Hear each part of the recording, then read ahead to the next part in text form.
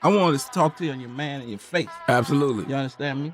I knew a few places you was at. I could have pulled up, but I don't think that was gangster. I wanted to come look you in your face like a man. From Kanye West's passionate outbursts about sneakers to Nas navigating Nardwuar's eccentric antics, these are the most painfully awkward rapper interviews ever caught on camera. Let's start with Birdman's record-setting short appearance on The Breakfast Club. As soon as Birdman entered the studio, he made it clear he wasn't there for fun and games. His first move? Repeating himself again and again before finally taking a seat and putting on his glasses. Then, without missing a beat, he started demanding respect. For a brief moment, it looked like the interview might actually get back on track. DJ Envy began the introductions, but the tension was palpable. The Breakfast Club trio exchanged uneasy glances, clearly unsure of how to handle the situation. Then Charlemagne stepped in, trying to diffuse the escalating awkwardness by urging Birdman to get it off his chest. But Birdman wasn't about to take the bait. "I ain't talking no more," he declared, but Charlemagne wouldn't let it rest. The exchange escalated to Birdman bluntly telling him what he should have done instead of talking face-to-face. Even as Charlemagne tried to stay composed, asking why Birdman wanted to confront a radio host so aggressively, it was too late. Any semblance of mutual respect had evaporated. The result?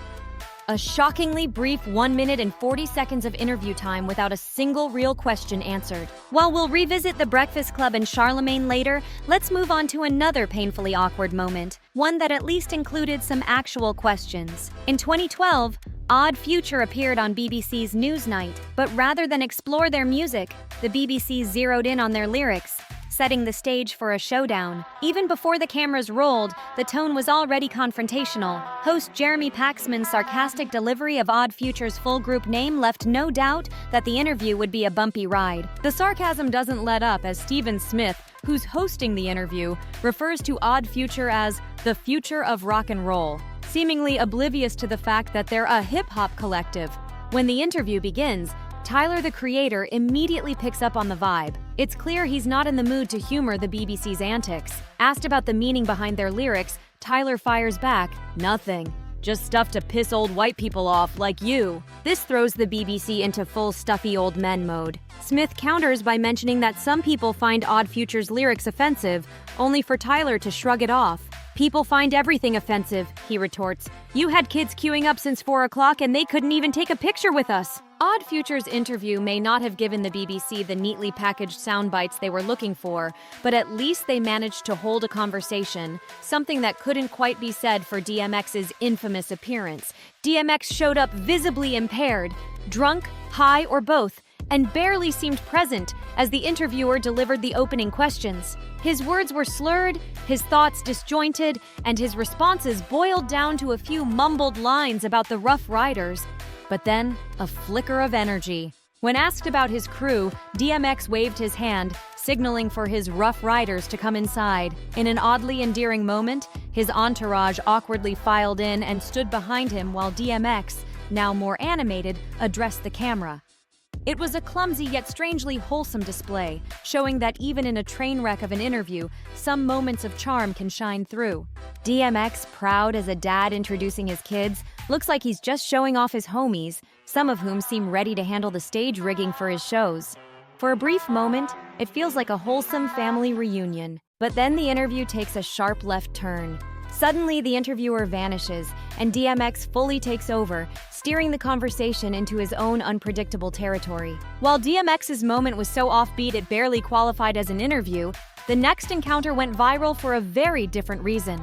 Kanye West, aka Yeezy, put his legendary confidence on full display in a conversation with Sway that quickly turned infamous. At first, things started off light. Sway played clips of Kanye's most memorable quotes, and even Yes seemed to be enjoying himself, flashing smiles as Sway hailed him with godlike reverence. But the mood shifted when the topic turned to fashion. Sway suggested that Kanye could cut out the middleman and release his designs independently. That single comment triggered Kanye's now iconic 10-minute tirade about the fashion industry's inner workings. Here's the short version. Kanye needs production, which means he needs those middlemen. He doesn't have the capital to do it solo, and before long, he's veering into claims of how the industry is holding him back. What really set Kanye off was his belief that Nike was riding on his coattails. He accused them of making stores buy 10 extra shoes just to get a shot at carrying his line. This wasn't just an interview, it was a full-blown lecture, and Kanye didn't hold back on the drama. When Kanye claimed that even Google wasn't fully on board with working with him, the self-assured bravado hit new heights. These were some bold claims, even for Kanye. Whether you agreed with him or not, it was clear he had wandered far from the original topic. Things only got more uncomfortable when Sway asked why Kanye couldn't just empower himself and go independent. The tension built to a peak when Kanye erupted, yelling that Sway didn't have the answers and hadn't risked $13 million of his own money on footwear. To Sway's credit, he kept his cool and let Kanye finish before calmly pointing out that there was no need to go so over the top. Now imagine if Kanye had been in Nas's shoes during his encounter with Nardwuar. Things might have spun out of control at any second. For some context, Nardwuar is a self-proclaimed human serviette whose interviews with musicians are known for being hilariously offbeat and deeply awkward. Some artists embrace his bizarre style, others just don't get it. Nas, it seemed, fell into the latter category, at least at first glance. On the surface, the interaction between Nas and Nardwuar started off on a positive note. Nardwuar presented Nas with a few carefully chosen records as gifts, showing that beneath his eccentric persona, he had done some serious research. There was a spark of genuine journalism within the oddball antics. A few more records passed hands, with Nardwuar's questions growing more bizarre by the second. But the real moment of tension hit when the eccentric Canadian journalist brought up a certain Biggie-related question. That was when things got dicey. While the question teetered on the edge of disrespect, Nas kept his cool, smiling through it and brushing it off. The interview continued. Nardwuar handed over more records, and the questions only got stranger. Eventually, the journalist pulled out some action figures, including the Iron Sheik, and asked why there wasn't a Nas figure on the market. You could see the frustration creep across Nas's face. He'd had enough of the peculiar antics. By the time the interview neared its end, Nas made his irritation known, and yet Nardwuar couldn't leave it there. Instead, he tried to coax Nas into the oddest little sing-along ever attempted. The awkwardness was palpable, and Nas clearly wanted no part of it. Shifting away from Nardwuar's surreal performance art style interview, we turn to another encounter, this time featuring an actual hipster and young Jeezy. It's 2008, and Vice, always eager to ride the next big wave, decided to spotlight trap music. Their choice? Young Jeezy as the face of the subgenre. Hosting this strange matchup was Thomas Morton. The dynamic between the two couldn't have been more jarring. On one side was young Jeezy, effortlessly cool in a white tee and cap. On the other was Morton, with his nerdy glasses and scraggly hair, looking as uncomfortable as a fish out of water. Things started off awkwardly enough, with Morton awkwardly rambling about ratios of guys to girls. We still have no clue what Morton meant, and neither did Jeezy, whose silence spoke volumes. That tiny intake of breath after Morton's awkward question went unanswered said it all. This was painfully uncomfortable. Morton attempted to pivot by bringing up Jeezy's Black Flag crew, but his misguided assumption that the name came from a hardcore band only earned more of the same: silence and one-word replies. Again and again, the exchange faltered until a tiny breakthrough. Morton mentioned boiled peanuts, a southern delicacy from Jeezy's native Georgia, and for a brief moment, the rapper's face lit up. He even reminisced about his grandmother making them before she passed, but just as quickly, Morton dashed any hope of a connection. His low situational awareness reared its head once more when he called Macon, Georgia, Jeezy's hometown, the most boring place on earth. Watching this back and forth was excruciating. A mere 2 minutes felt like an eternity, the awkwardness dragging on and on. If Jeezy looked bored during his Vice interview, at least he managed to stay awake, unlike Young Jock during his 2011 Jump Off TV interview right at the start of his first UK tour. To be fair, Jock was honest from the beginning, admitting he was running on fumes. For about 5 minutes, things went smoothly. But then, out of nowhere, he let out a massive yawn, and that's when it happened. Whether staged or not, the finger tap as he woke up made it seem like a joke. The message was clear. Jock was bored. He opened his eyes and tried to explain himself, but the damage was done. It's pretty clear there was a communication breakdown. If the interview's going to be about the most basic topics in the rap game, why not just let the guy rest? No disrespect was intended here. It's just young Jock, overwhelmed by exhaustion. And really, it's better than having him grilled about difficult moments from his past. He probably would have slept through them anyway. That's more than we can say for Kodak Black's famously awkward interview. In December 2018, Kodak arrived at the Hot 97 studio for a 15-minute segment on Ebro in the Morning. At first, things were going well. Ebro kept the conversation focused on Kodak's music and his day-to-day life. But then, Ebro couldn't resist mentioning one topic he definitely shouldn't have brought up: Kodak's pending sexual assault case. Sure, Ebro didn't ask a direct question about the ongoing case, but even mentioning it, especially when Kodak was clearly not there to discuss it, brought the interview to a screeching halt. Kodak's reaction was an unambiguous no. The moment killed the vibe completely. Peter Rosenberg made a last-ditch attempt to salvage things by asking Kodak about moon landing conspiracies, but it was far too late. When Ebro circled back to the elephant in the room, it only made things worse. Kodak abruptly stormed out, leaving the interview on a sour note, one that neither he nor anyone else in the studio had anticipated. At least Kodak left when things took a turn. Lil Uzi Vert, on the other hand, probably should have walked out himself when he found himself face-to-face with a group of old-school hip-hop heads. In 2016, Lil Uzi Vert appeared on Hot 97. Known for his discomfort in interviews, this experience was on a whole new level. Back then, Uzi was rapidly gaining mainstream recognition thanks to his Love is Rage and Lil Uzi Vert vs. the World mixtapes. But this interview was anything but smooth sailing. It starts off smoothly enough. Ebro, yes, him again, and his crew chat with Uzi about skateboarding and throw out some routine questions about his music and affiliations. But naturally, Ebro had other ideas. He pushed Uzi to freestyle over a beat that completely clashed with his style, claiming that he does this with every young rapper to see what they've really got. Well, let's just say Uzi got the last laugh on that one. 8 years later, he's still delivering hits. No need to come running back to Hot 97 for validation. Now, speaking of rappers who've faced harsh criticism, our next spotlight turns to Lil Mama. Back in 2011, she sat down with The Breakfast Club for an interview that followed some headline-grabbing moments.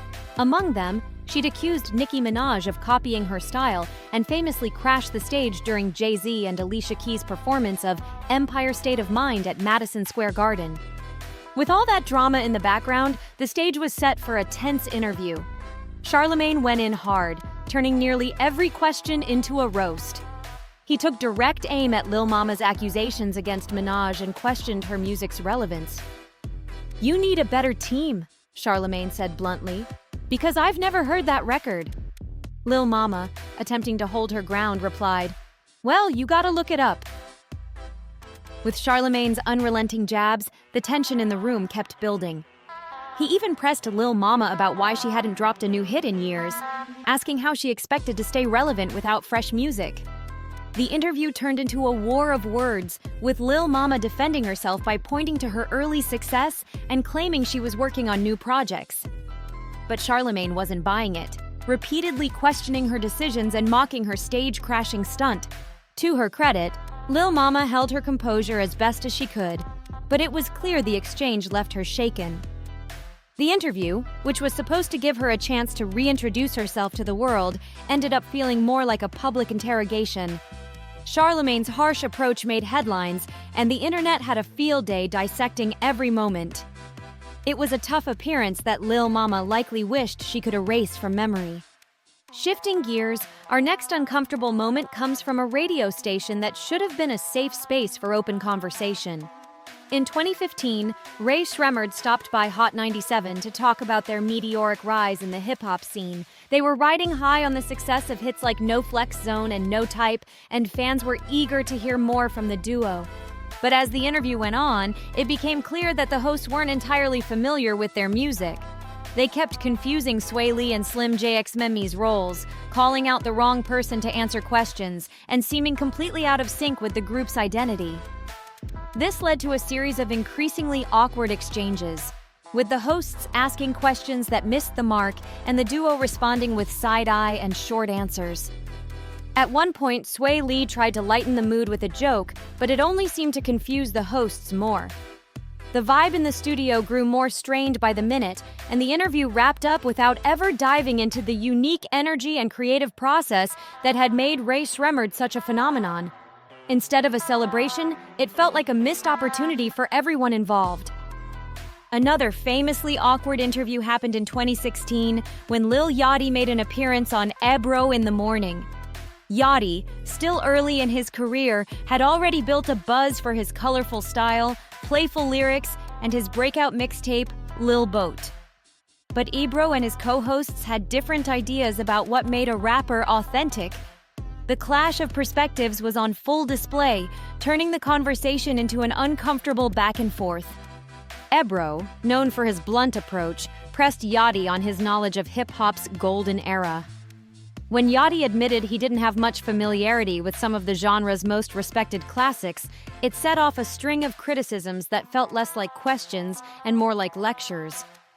Yachty tried to shrug it off, arguing that his generation was carving its own path and didn't need to conform to the old-school blueprint. But the atmosphere was tense, and the disconnect between host and guest only grew more obvious. As the interview dragged on, Yachty's frustration became visible. He started giving short answers, his initial cheer fading fast. By the end, it was clear that neither side felt like they'd made much progress. For viewers, it was a front-row seat to the generational gap in hip-hop, an awkward reminder of how differently the culture is understood depending on who's holding the mic. At one point during the interview, Lil Mama even hinted at leaving it all behind and moving to Paris. But despite the relentless roasting, she stuck it out, refusing to back down. Charlemagne wasn't letting up, though. He kept throwing shade, accusing her of making headlines for everything except her music. This set up an intense exchange. Lil Mama fired back, calling out the show for focusing on drama rather than her work. For a brief moment, she even turned the tables, poking fun at Charlemagne's infamous facial scar. "Prehistoric face," she quipped, getting in a rare jab of her own. But the conversation just circled back to her music. Or rather, Charlemagne's criticism of it. He kept pressing, pointing out that her songs weren't getting radio play or spinning in clubs. The tension mounted. Jess Hilarious tried to ease things by asking if Lil Mama was truly focused on her music. Her question, though, touched a nerve. Lil Mama had mentioned both taking a hiatus and having new tracks ready, and the contradiction seemed to push her over the edge. Lil Mama began to tear up, talking about the struggles she faced while putting out her debut album. It was a raw moment, showing how deeply the bullying and relentless grilling had affected her. The interview may have been over, but the hurt lingered long after. In fact, on September 20th, 2022, 11 years later, Lil Mama lashed out on social media, accusing Charlemagne of trying to bring down a young, successful black woman. She compared him to forces that keep black people from advancing, revealing just how much that painful interview still stung even a decade later.